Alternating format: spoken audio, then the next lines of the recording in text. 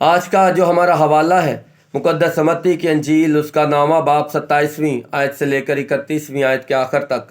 میرے عزیزو، اس حوالے میں ہماری سندی آیت ہے 27ویں آیت۔ میں آپ سب کے لیے ایک بار پھر پڑھوں گا، اسے غور سے سنیے گا۔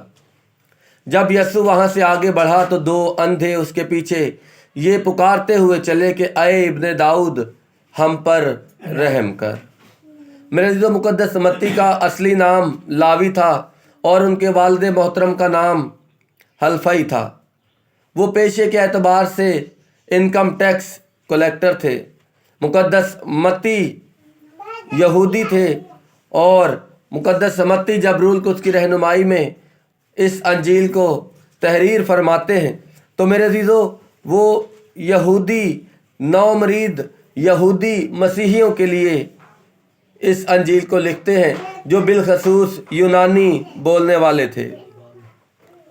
میرے عزیزو، اس انجیل میں مرکز کی انجیل کی نسبت خداوند یسوع مسیح کے یعنی نجات دہندہ کے بارے جو پیش گوئیاں کی گئی ہیں ان کے پورا ہونے پر مرکز کی انجیل سے زیادہ زور دیا گیا ہے۔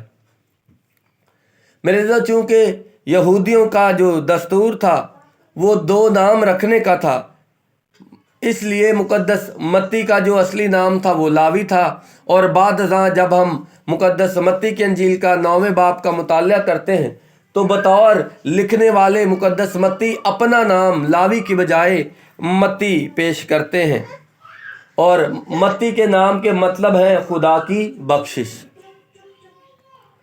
میرے عزیزو، مقدس متی کی انجیل تعلیمی اعتبار سے 5 بڑے حصوں پر یا خداوند یسوع مسیح کے 5 بڑے وعظوں پر مشتمل ایک بڑا وعظ سمجھا اور مانا جاتا ہے، اور بعض جو بائبل مقدس کے مفکرین ہیں اور مفسرین ہیں یا علماء حضرات ہیں اس بات پر ایمان رکھتے ہیں کہ جس طرح خداوند کریم نے یہوہ خدا نے قوم بن اسرائیل کو بزرگ موسیٰ کی معرفت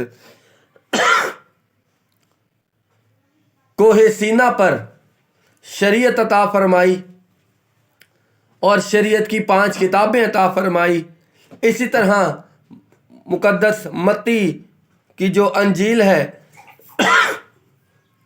یہ بھی خداوند یسوع کی جو شریعت ہے، خداوند نے اس کا آغاز پہاڑ پر بیٹھ کر پہاڑی وعظ سے تعلیم سے کیا۔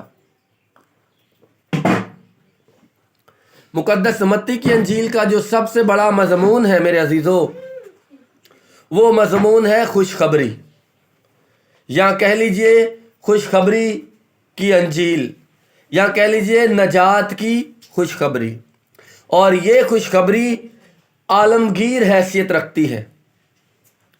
اس کی عالمگیری صدا جو ہے وہ یسوع مسیح کی پیدائش سے، جب خداوند یسوع مسیح کی پیدائش ہوتی ہے تو اس عالمگیر خوشخبری کا آغاز جو ہے وہ چرواہوں سے ہوتا ہے، یعنی معاشرے کے سب سے نچلے طبقے سے لے کر، اور اس کا جو اختتام ہے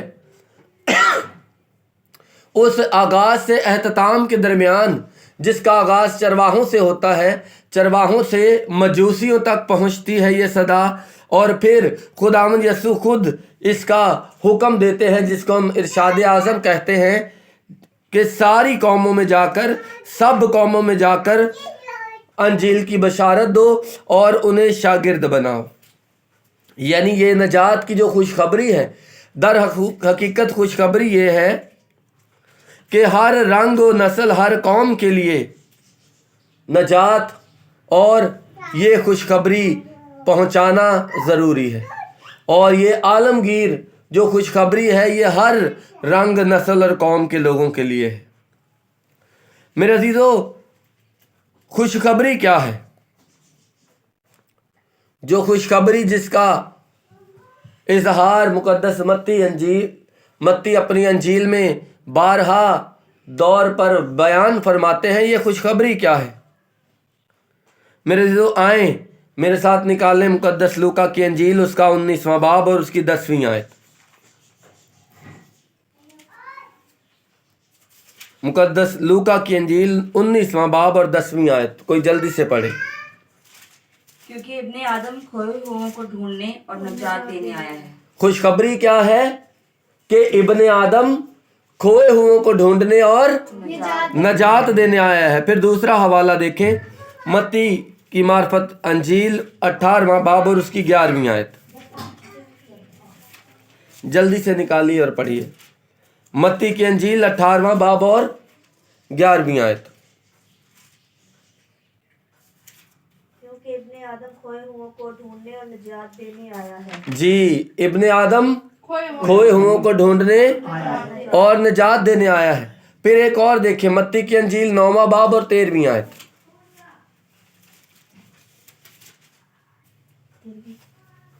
मगर तुम जाकर इसके मायने दरियाफ्त करो कि मैं कुर्बानी नहीं बल्कि रहम पसंद करता हूँ, क्योंकि मैं रास्तबाजों को नहीं बल्कि गुनाहगारों को बुलाने आया हूँ। हाँ जी, खुशखबरी क्या है कि खुदावंद यस्सु रास्तबाजों को नहीं बल्कि गुनहगारों को बुलाने और उन्हें नजात देने आए हैं।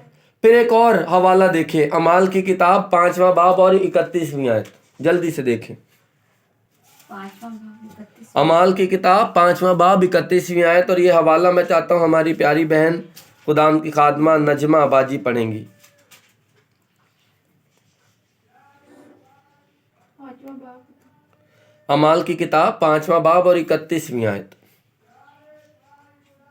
गौर से सुनिएगा। उसको खुदा ने मालिक और मनज्जी ठहरा कर अपने दैनी हाथ से सर बुलंद किया, जी, ताकि इसराइल को तौबा की तौफीक और गुनाहों की मुआफी बख्शे। खुशखबरी क्या है कि तौबा की तौफीक और गुनाहों की मुआफी बख्शे। यानी मुकद्दस मत्ती इस बात पर ईमान रखते हैं कि खुदावंद यीशु मसीह गुनहगारों को नजात देने और मुआफ करने आया है। खुशखबरी ये है, यानी मुकद्दस मत्ती इस बात पर ईमान रखते हैं और वो इस बात पर अटल हैं कि खुदावंद यीशु इंसान के लिए उसके गुनाहों से और गुनाहों के बायस पैदा होने वाले जो नताइज है यानी अबदी हलाकत है, उससे छुड़ाने और रिहाई देने यानी नजात देने आया है। मेरे अज़ीज़ों, मुकद्दस मत्ती अपने शोबे पर, अपनी जॉब पर थे, इनकम टैक्स की हैसियत से वो काम कर रहे थे जिस वक्त खुदावंद यीशु ने उन्हें अपने पीछे बुलाया। मुकद्दस मत्ती चूँकि खुदावंद यीशु मसीह के बारे में की गई पेश गोइयों को जो अहद अतीक में की गई थी नबी और पैगंबरों की मार्फत और यिर्मयाह नबी के सहीफे उसके 23वें बाब की 24वीं आयत के मुताबिक कि इसराइल को नजात देने वाला, मखलसी देने वाला खुदा अपना बेटा भेजेगा, ये उस सहीफे की आयत मुबारका को जानते थे।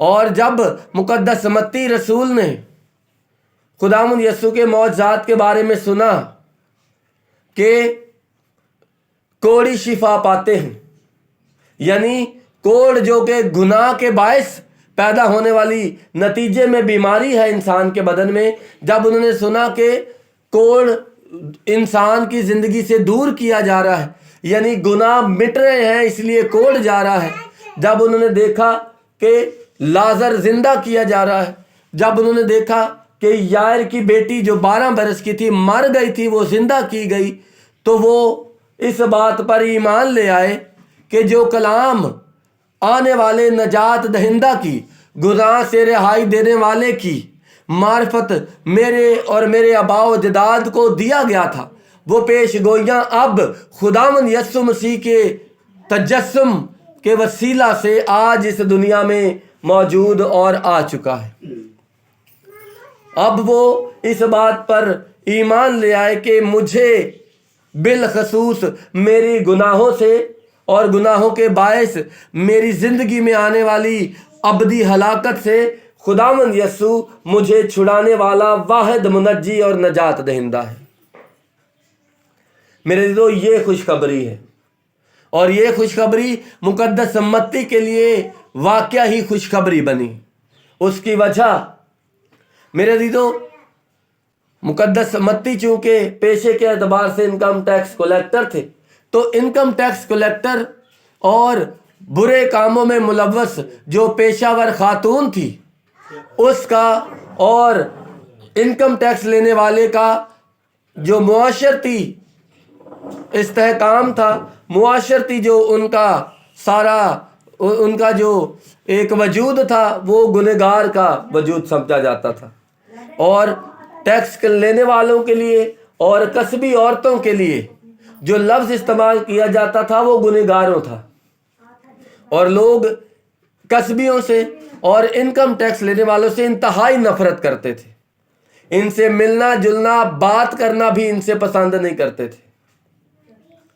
مقدس متی میری اور آپ کی طرح چونکہ ہر انسان کی یہی خواہش ہے کہ وہ اپنی زندگی میں ایک عزت دار زندگی کا جیے، عزت نفس کے ساتھ اور معاشرتی استحکام اور استحقاق کے ساتھ ایک اچھی زندگی کو جیے. میرے عزیزو، مقدس متی بھی اپنی گناہوں بھری زندگی سے یا گنہگار کے اس لقب سے نجات اور رہائی پانا چاہتے تھے. اسی لیے خداوند یسوع نے جب کہا کہ میرے پیچھے ہو لے، تو مقدس متی چونکہ جانتے تھے کہ خداوند یسوع مجھے میرے گناہوں سے اب رہائی دے گا، وہ اپنی زندگی میں اپنے یسوع کو اپنا نجات دہندہ اور گناہوں سے چھٹکارا دینے والا قبول کر چکے تھے.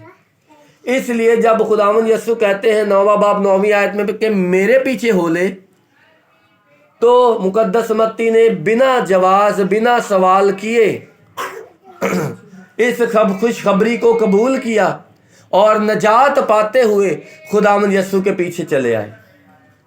اور آج جو حوالہ ہم نے خداوند کے پاک کلام میں سے پڑھا ہے میرے عزیزو، وہ حوالہ یہی ہے. حوالہ کیا ہے کہ دو اندھے ہیں جو خداوند یسوع کو دیکھتے ہیں اپنی طرف آتے ہوئے، اور خداوند یسوع کو اپنی طرف آتے ہوئے دیکھ کر پکارتے ہیں اور پکارتے ہوئے کہتے ہیں کہ اے ابن داؤد ہم پر رحم کر. اور چونکہ بھیڑ ہے، ہزاروں کی تعداد سے لوگ ہیں، یہ اندھے ہیں، تو میرے عزیزو یہ دیکھ بھی نہیں سکتے. اور پھر خداوند یسوع کے اور ان کے درمیان بہت ساری مشکلات ہیں، بہت ساری ہرڈلز ہیں، تکالیف ہیں، بھیڑ ہے، ہجوم ہے، دھکا ہے، رش ہے، شور شرابہ ہے، اتنی ساری تکالیف ہیں. مگر یہ کیا کرتے ہیں کہ یہ جو ہی خداوند یسوع کو دیکھتے ہیں، لکھا ہے یہ پکارتے ہیں، اور پھر لکھا ہے کہ خداوند یسوع کے پیچھے چلتے ہیں. اور میرے عزیزو، خداوند سے یہ رحم کی فریاد کرتے ہیں، اور پھر اس گھر میں پہنچ جاتے ہیں جہاں خداوند یسوع ہوتے ہیں. اور خداوند یسوع پھر لکھا ہے کہ ان سے پوچھتے ہیں کہ کیا تمہارا اعتقاد ہے؟ یہ دونوں کہتے ہیں جی خداوند ہمارا اعتقاد ہے. اور پھر خداوند یسوع ان کی آنکھوں کو چھوتے ہیں اور ان کی آنکھیں کھل جاتی ہیں. اور پھر یہ جب آنکھیں پا لیتے ہیں تو لکھا ہے کہ یہ پھر خداوند کی اس معجزے کی تعریف اور تمجید کرتے ہوئے، شکر گزاری کرتے ہوئے، گواہی دیتے ہوئے جاتے ہیں اور پوری دنیا میں منادی کرتے ہیں. میرے تو یہ ہے وہ واقعہ.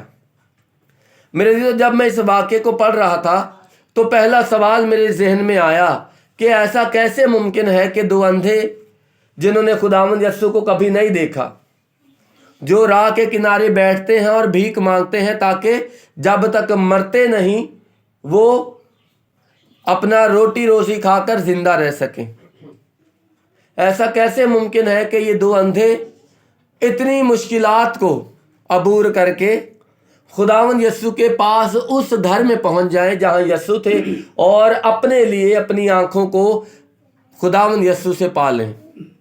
کبھی آپ نے سوچا کیا یہ ممکن ہے کہ دو اندھے یسوع کے پیچھے یا کسی کے بھی پیچھے چلیں؟ پھر اس میں ایک اور بات ہے، خداوند یسوع کے پیچھے چلنا اور بات ہے، اور دوسری بات یہ ہے کہ خداوند یسوع کو جو شخص جانتا نہیں، جس نے کبھی دیکھا نہیں، وہ کیسے ایک اجنبی کے شخص کے پیچھے چل سکتے ہیں؟ کوئی مجھے بتائے گا کہ دو اندھے کیسے یسوع کے پیچھے چل سکتے ہیں؟ وہ سن کے ایمان لائے تھے، اسی وجہ سے سن کر ایمان لائے تھے. دوسری بات یہ ہے جی کہ وہ اندھے تھے مگر وہ روحانی اندھے نہیں تھے، ویری گڈ. کیونکہ وہ دل کے اندر نہیں تھے اور جو ویسے اس کے کیونکہ وہ دنیاوی آنکھیں بند تھی، روحانی کھلی ہوئی. خداوند ان کو روشنی دے رہا تھا، انہوں نے خداوند کی روشنی ان کو نظر آ رہی تھی، اس لیے وہ وہاں پہنچ گئے جگہ پہ جہاں پہ خداوند تھے. Very good very good very good. Elder صاحب نے بڑا اچھا بتایا، بہن نجمہ نے بھی. میرے عزیزو یہ باتیں بہت اچھی ہیں، مگر ان کی دلیل کیا پیش کرتے ہیں؟ ثبوت کیا ہے آپ کی ان باتوں کا؟ میرے عزیزو ثبوت یہ ہے کہ آئیں ان کا بیان سنتے ہیں. ان کا بیان یہ ہے کہ جب یسوع وہاں سے آگے بڑھے تو دو اندھے اس کے پیچھے یہ پکارتے ہوئے چلے کہ اے ابن داؤد ہم پر رحم. میرے عزیزو یہ جو لفظ ابن داؤد ہے یہ عام لفظ نہیں ہے. یہ لفظ ابن داؤد اس بات کی دلیل پیش کرتا ہے کہ یہ دونوں اندھے تھے، مگر یہ دونوں اندھے یہودی تھے. ابن داؤد کا جو لفظ ہے یہ عہد عتیق میں خداوند یسوع کے لیے یا اسرائیل کو نجات دینے والے کے لیے، اسرائیل کو ان کے گناہوں سے مخلصی اور رہائی دینے والے کے لیے استعمال کیے گئے. خداوند خدا نے اپنے نبی و پیغمبروں کو جو مسیح کے بارے میں یعنی مسیحا کے بارے میں، نجات دہندہ کے بارے میں جو لفظ بتائے تھے وہ تھا کہ وہ جو آنے والا ہے وہ داؤد کے گھرانے سے ہوگا. جو اسرائیل کی تخت کی گلہ بانی اور اس کی نگہ بانی کرے گا وہ داؤد کے گھرانے سے آنے والا ابن داؤد ہوگا. یہ اس بات کی دلیل ہے کہ یہ دونوں اندھے پرانے عہد نامے کی 39 کتابوں کو بڑی خوبصورتی سے دل جمعی سے جانتے تھے، اور یہ راہ کے کنارے بیٹھ کر بھیک نہیں مانگتے تھے. یہ راہ کے کنارے بیٹھ کر نجات دینے والے کو، گناہ سے رہائی دینے والے کو گناہ سے پاک کر کے جسمانی شفا دینے والے یسوع کے منتظر تھے. چونکہ خدا کا کلام ان کی زندگیوں میں روشن تھا، خدا کے وعدوں کی جو تکمیل ہے یہ اس کے انتظار میں نجات دینے والے کی راہ میں بیٹھے تھے. اس لیے میرے عزیزو جو ہی خداوند یسوع کے معجزات کا انہوں نے سنا، خداوند یسوع کے اختیار کو، قدرت کو انہوں نے سنا، میرے عزیزو انہوں نے سنا کہ خداوند یسوع ہاتھ بڑھاتے ہیں تو طوفان تھم جاتے ہیں. انہوں نے سنا کہ خداوند یسوع جب ہاتھ بڑھاتے ہیں تو ہوا اور پانی بھی خداوند کا حکم مانتے ہیں. تو انہیں یاد آ گیا کہ وہ خدا جو ابتدا میں جس کے کہنے سے سمندر، دریا، پہاڑ، اجرام فلک تخلیق کے وجود میں آئے ہیں، یہ قبول کر گئے. انہیں یاد آ گیا کہ وہ خدا اور وہ مخلصی دینے والا، نجات دہندہ جس کے بارے میں پیش گوئیاں عہد عتیق میں کی گئی ہیں، وہ ہمیں چھڑانے والا آ چکا ہے. میرے عزیزو خدا کا کلام زبور 119 میں لکھا ہے کہ میرے قدموں کے لیے چراغ اور میری راہ کے لیے روشنی ہے. میرے عزیزو خدا کا کلام ان کی زندگیوں کی تاریکیوں میں نور بن کے چمک رہا تھا. چونکہ وہ نور بن کے چمک رہا تھا تو میرے عزیزو خداوند یسوع جو کہ میرے اور آپ کے لیے، بنی نوع انسان کے لیے راہ ہے اور حق ہے، میرے عزیزو وہ کلام جو ان کے دل میں بس رہا تھا